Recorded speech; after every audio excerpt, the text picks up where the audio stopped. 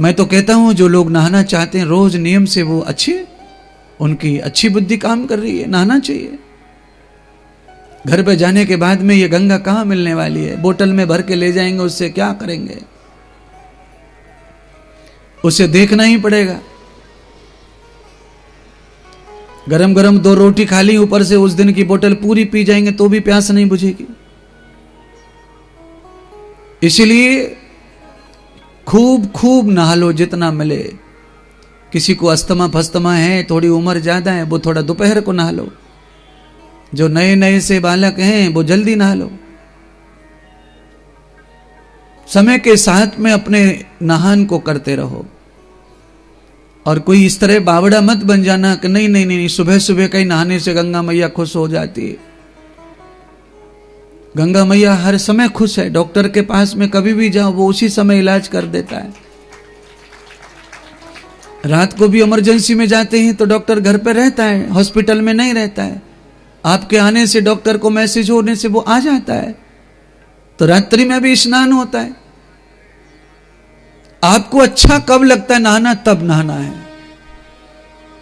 आपके शरीर को नहाते समय रोमांच, आनंद आना चाहिए। नहाते समय भी अगर स्नान के समय शरीर को तकलीफ हो रही है तो उस समय नहाना नहीं चाहिए। शरीर को आनंद आ रहा है तो नहाना चाहिए। तो उसके लिए परमात्मा ने युक्त समय कर दिया आपके लिए। और वैसे भी प्रयागराज में जो है कुंभ के समय सूर्य मकर राशि में प्रवेश करता है, तब इसका पुण्य मिलता है कुंभ में नहाने का। इसलिए सूर्य जब तेजस्वी भाव में हो तब नहाने का और लाभ मिलता है, तब सुख मिलता है नहाने का। ऊपर से सूर्य की किरणें पड़ रही हो और नीचे तुम डूबक लगा रहे हो,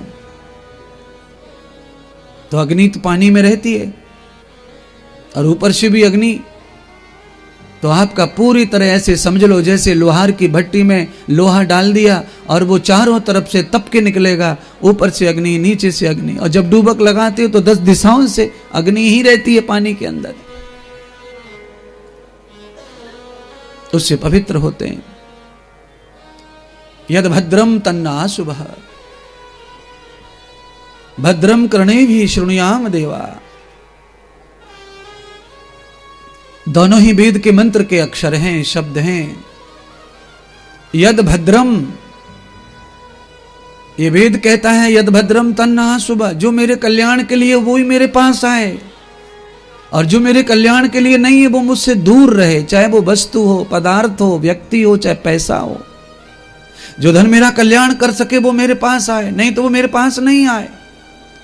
सर्वणो दृश्यम आश्वासो प्रवत्त रसम, चाहे वो स्वाद हो, चाहे वो श्रवण हो, चाहे दर्शन हो, चाहे ग्रहण हो, नाश का, मेरे कल्याण के लिए जो उचित है वही मुझे प्राप्त हो। परमात्मा यद भद्रम तन्न आशुभः आगतय शुभम आभ्यांते आस्वेत्तः, मेरे पास वही आना चाहिए जो कल्याणकारी हो। कभी कल्याण में माता पिता भी बाधक बन जाते हैं, ये ध्यान रखना। माँ बाप भी कभी कभी रुकावट बनते हैं कल्याण में। कभी कभी पत्नी पति भी कल्याण में बाधक बनते हैं। कभी कभी परिवार संसार भी बाधक बनता है। तो ये सब भी कल्याणकारी हो मेरे जीवन में, ये वेद मंत्र में प्रार्थना है। दूसरा मंत्र है भद्रम कर्णेभिः। मेरी 5 इंद्रियां ऐसी हैं जो मुझे बोध कराती हैं, अनुभव कराती हैं। ज्ञानेंद्रियां, मेरे कान मुझे शब्द का बोध कराते हैं, क्या सुनना चाहिए क्या नहीं सुनना चाहिए। अगर मैं आलोचना सुन रहा हूं किसी की तो मेरे कान फूट जाएं। अगर मैं किसी की बुरी देख रहा हूं, किसी की सुंदर काया को, तो मेरी आंखें फूट जाएं। अगर मैंने गंदा खाने की इच्छा की है तो मेरा मन नष्ट हो जाए, मेरी जीवा कट जाए। मेरे हाथों ने कुछ गंदा कर दिया, मेरे कल्याण में रुकावट करने वाला, मेरे हाथ खत्म हो जाए। भद्रम पश्चिमा अक्षवीर यजत्रा स्थिरैरंगै,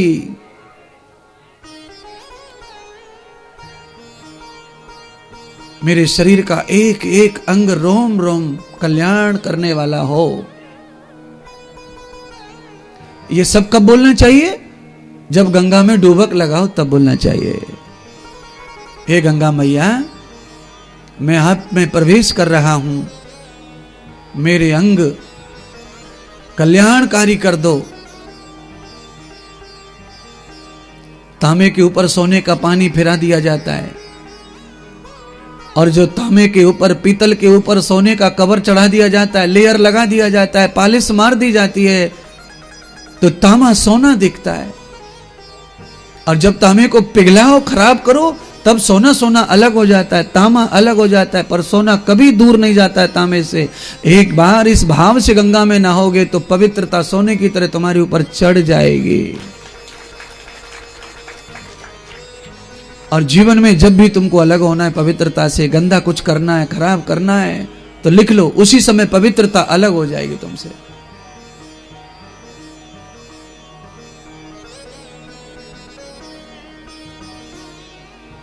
तो गंगा में नहाओ, सत्संग में नहाओ, ये अंतरात्मा का ज्ञान है। जब आप जाते हैं डॉक्टर हकीम के पास, जब आप मंदिर में जाते हैं तो आपके बाह्य संसार की व्याधियां दूर होती हैं, और जब आप किसी संत के पास जाते हो तो आपके अंतर की व्याधियां दूर होती हैं। मल विक्षेप आवरण, ये बाहर की व्याधियां हैं।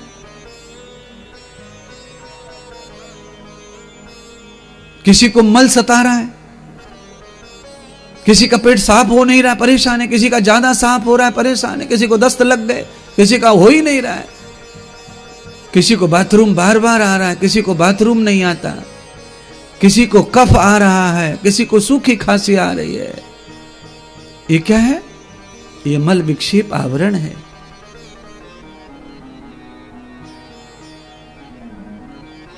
अस्मिन् दोषो त्रयोदोषः। हमारे 60 शास्त्र यही सिखाते हैं। 3 विकार बाहर हैं और 6 विकार अंदर हैं, डबल बीमारी अंदर। आप 3 बीमारियों से ग्रसित हैं बाहर, बात, पित्त और कफ, मल विक्षेप आवरण, रजोगुण, तमोगुण, सतोगुण, और अंदर डबल है, काम, क्रोध, लोभ, मोह, मत्सर। तो आप मलमल नहा रहे बाहर और अंदर डबल बीमार पड़े हो।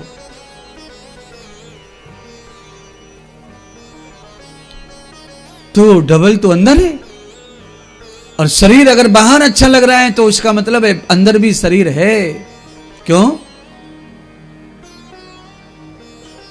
बाल्टी, गिलास, कटोरी, कमंडल, भगोना केवल बाहर नहीं होता, वो अंदर भी होता है। जब आप अंदर हाथ डालते हैं तब भी वही कहते हैं कि हम भगोना धो रहे हैं, जब आप बाहर धो रहे होते हैं तब भी वही कहते हैं भगोना धो रहे हैं। आप जब अंदर हाथ डालते हैं कुकर में तब भी वही कहते हैं रुको ना, मैं कुकर साफ कर रही हूं। और आप बाहर बाहर जब धो रहे होते तब भी वही कहते हैं रुको ना, थोड़ा सा रह गया है। अर्थात महात्मा इंद्रदेव बताना चाहते हैं कि अंदर और बाहर दोनों तरफ धुलाई चाहिए।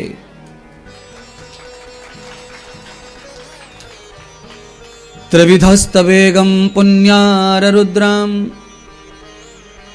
भवन्ते सखानाम प्रिये त्वयि। प्रिये त्वयि, परमात्मा बोलने के लिए सखा है, पर उसे सखा बनाने के लिए आपको अंदर बाहर दोनों तरफ क्लीन होना पड़ेगा। आपके अंदर बुराई कितनी है? डबल पाप किसको लगता है मालूम है? डबल पाप लगता है जो आदमी कथा सुनता है, कथा करवाता है, दान करता है, और फिर उसके बाद भी चुगली करे, आलोचना करे, बुरी बात कहे, बुरी बात सुने, उसको डबल पाप लगता है। जो आदमी अंधा है वो गड्ढे में गिरता है तो ज्यादा लोग कुछ नहीं कहते, उसकी मजाक नहीं उड़ाते, लोगों को पता चलता है कि दिखता नहीं है तो लोग फ्री हो जाते हैं, अरे भाई दिखता नहीं है तो क्या, गलती थोड़ी है, गिर गया। पर जिस आदमी को बटेर सी आंखें हैं, भट्टी सी, और उसके बाद भी गिरता है, मोच आती है, टूटता है, तो उसकी गलती है। लोग कहते हैं क्या दिखता नहीं तुम्हें, आंखें तो है तुमको। तो जो आदमी सत्संगी है, भजनानंदी है, उस आदमी को इन सारी क्लेशों से मुक्त होना चाहिए। इधर की उधर, उधर की उधर। अपना स्वार्थ पूरा नहीं हुआ तो बुराई बताना, अपना स्वार्थ पूरा हो गया तो अच्छा ही बताना। ये क्या है? ये किसी भी यजमान सत्संगी का धर्म नहीं है। सत्संगी सत्संगी होता है, धर्मी धर्मी होता है। जो रोज कथा सुनते हैं उनको कितना स्वास्तिक होना चाहिए। स्वास्तिक का मतलब होता है कितना कल्याणकारी जीव होना चाहिए वो जो रोज कथा सुन रहा है। इस बाबा की, उस बाबा की, उस बाबा की, उस बाबा की। कोई भी बाबा नहीं छोड़ा तुमने, और आपके अंदर स्वास्थ्य पैदा नहीं हुआ। ये बड़ा बदकिस्मती है। क्यों नहीं पैदा हुआ? क्योंकि आपका आचरण अच्छा नहीं रहा, चरित्र अच्छा नहीं रहा। आप 100-100 लीटर के ड्रम लाओ और 100-100 लीटर के ड्रम ला करके बार बार कढ़ाई में छोड़ो। अरे खोआ बनाना है, खोआ बनाना है, रबड़ी बनाना है, रबड़ी बनाना है। अरे 1000 बार लाओ, 1000 बार कढ़ाई में डालो, बार बार फटेगा वो। क्यों फटेगा? क्योंकि कढ़ाई में सफाई नहीं है, उसमें साबुन लगा रह गया है, उसमें रह गया डिटर्जेंट। आप 1000 सत्संग सुनो, पर अगर आपकी सफाई क्लीन नहीं है तो ये सत्संग कुछ नहीं है, फट जाएगा, फट जाएगा, अपने काम नहीं आएगा। आवश्यकता क्या है? कम सुनो, ज्यादा अपनाओ। सुनो कम, ज्यादा अपनाओ, ग्रहण ज्यादा करो। मैंने पहले कहा अत गेहते, ग्रहण नहीं है तो कुछ नहीं है फायदा। क्यों घर से भाई आए हो, घर सुना पड़ा है, पैसा खर्च होता है, फ्री में कुछ नहीं है संसार में। रेल में टिकट लगता है, बस में टिकट लगता है, चाय पीनी है तो पैसा लगता है। 7 दिन शिविर में हो, महात्मा जी के यहां हो, यहां कोई बात नहीं, मत करो, आनंद लो, पर रास्ते में तो सब चीजें आती है, जिम्मेदारियां तो हैं। आपने दान किया है, सेवा की है, आपके दिल में जगह भी है, प्यार भी है, तो अपनी बुद्धि को अच्छा करो, विचार अच्छे करो। इसीलिए दोष कहां है ज्यादा? अच्छा बोलो, गैस पे खाना पकता है आजकल, तो गैस में पात्र बाहर से कम गंदा होता है और अंदर से ज्यादा गंदा होता है। गैस का चूल्हे पर बनना, पहले दोनों तरफ से गंदा बराबर हो जाता था, लकड़ी पे पकता था तो बाहर से भी काला हो जाता था और अंदर से भी अग्नि की वजह से कहीं किनारा जल गया, कहीं इधर जल गया, कहीं उधर जल गया, पात्र जल जाता था। अब गैस बिल्कुल फिट चलती है, हाथ में रहता है ड्राइविंग, जितना चाहिए उतना चला लो, तो अब इधर उधर नहीं चलता भगोनी। तब बाहर से कम पवित्र करने के लिए मेहनत कम करनी पड़ेगी, पर पात्र अंदर से ज्यादा गंदा है तो ज्यादा मेहनत करनी पड़ेगी। उसके लिए एकमात्र उपाय है और वो है गुरु ज्ञान, सत्संग, ये भागवत कथा, प्रवचन, कोई भी कथा प्रवचन के माध्यम से सुनने को मिले तो यही अंतर आत्मा को, अंतर मन को पवित्र करता है। 2 बातों को ध्यान से सुन लो। जो उपकार किया उसे याद मत रखो, और किसी ने तुम्हारे साथ में गैर कर दिया उसे भी याद मत रखो।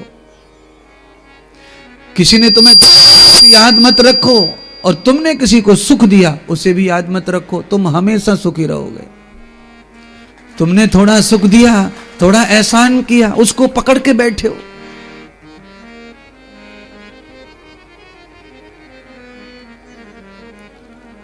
तुमने किसी के साथ अच्छा किया उसे याद मत करो। ये मेरी तरफ से नहीं है, ये दोनों वाणी में बौद्ध भगवान की कह रहा हूं। भगवान बुद्ध ने यही बात आनंद को कही। आनंद के मन में ये फील हो रहा था कि मैं सुखी नहीं रहता, मैं सुखी नहीं रहता। पर आनंद गलती क्या कर रहा था? आनंद गलती ये कर रहा था कि वो जो आनंद पुरुषार्थ करता था, कोई अच्छे काम करता था, वो उनको भूलता ही नहीं था। मैंने उसके साथ वो किया, मैंने उसके साथ वो किया, मैंने उसको खाना खिलाया, मैंने उसको पानी पिलाया, मैंने उसकी ये सेवा की, मैंने उसकी वो सेवा की। आदमी जब करके गाता है तो वो सुखी नहीं हो सकता है, क्योंकि करके गाया तो पुण्य खत्म होता है, जो किया वो खत्म होगा। या तो जय जयकार करवा लो या तो सुख भोग लो।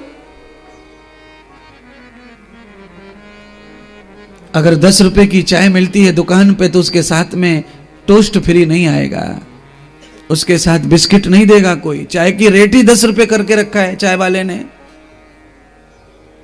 तो उसके साथ और क्या देगा वो? तो आपके पास जो पुण्य है उसकी कीमत उतनी है, या तो सुख ले लो या तो यश ले लो। अगर पुण्य का यश ले लिया तो सुख समाप्त हो जाएगा, अगर सुख भोगना है तो यश समाप्त हो जाएगा। तो ये यश की चिंता ना करो, आपने अच्छा किया है, वो आपका कर्तव्य ही था, कर्तव्य ही है। और आपके साथ किसी ने बुरा किया है, वो उसका कर्तव्य था नहीं और उसने किया है, इसलिए आपको इसे भूलना ही पड़ेगा और जरूरी है। आपके साथ कितना बुरा किसने किया है, अगर आप उसे भूल जाते हैं तो आप उसी दिन से सुखी हैं। अगर आप उसे पकड़ के बैठे हैं तो आपको सुख नहीं आएगा जिंदगी में, सोने की रोटी खा के भी वही याद आएगी, वही याद आएगा। अच्छा किया है तो चुकने के लिए भाग दिल में आएगा, बुरा हो गया है तो बदला लेने के लिए भाग जागेगा, कर्म जागेगा।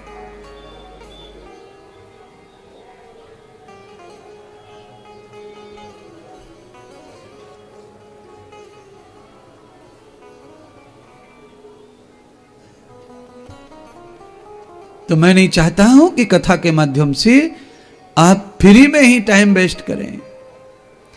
तीर्थ की कथा है, तीर्थ की कथा में आपको अलग से ही सुनना समझना। जहां कथा होती है वहां अच्छा ही सुनना, अच्छा समझना, पर तीर्थ में विशेष रूप से हम लोग सब त्याग के आते हैं तो उसको यहां विशेष रूप से सीखना और समझना है।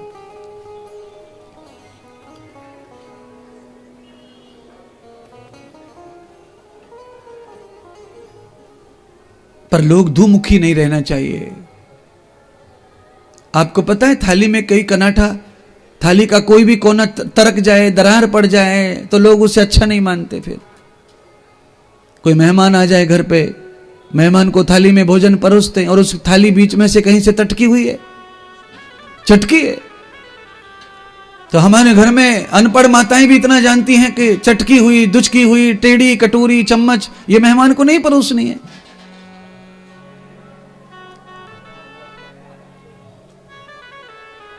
प्लेन परोसना है, अच्छा परोसना है। मेहमान का मतलब होता है हमारे जीवन में जो भी कोई आता है उसको अच्छा परोसो। एक भी ऐसा भोजन, ऐसा शब्द, ऐसा व्यवहार मत परोसो जो अच्छा नहीं है समाज के लिए, आपके और उनके लिए। पर निज स्वार्थ के लिए आदमी को क्या हो जाता है, निज स्वार्थ के लिए, और कुछ मिलता नहीं है, केवल वाह वाह लूटने के लिए बकवास करता रहता है इधर उधर। आदमी उल्टा सीधा बोलेगा और उसको लगता है मैं इनका हो गया, मैं इनका हो गया, मैं इनका हो, यहां से बहादुरी मिलेगी, यहां से पुरस्कार मिलेगा, पर कुछ नहीं मिलेगा। वो तुमसे बात निकाल लेंगे, लात मार देंगे।